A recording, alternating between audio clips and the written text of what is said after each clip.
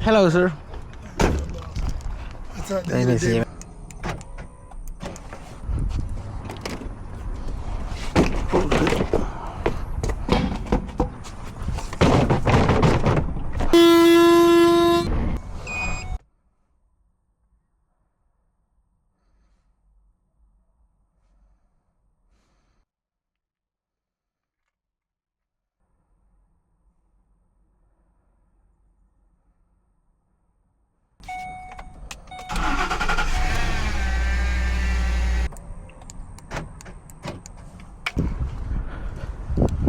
You can check it.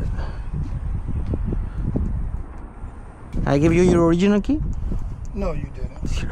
That's it. Yes, sir. And this key gonna crank it up too? Yeah, you can check that, please.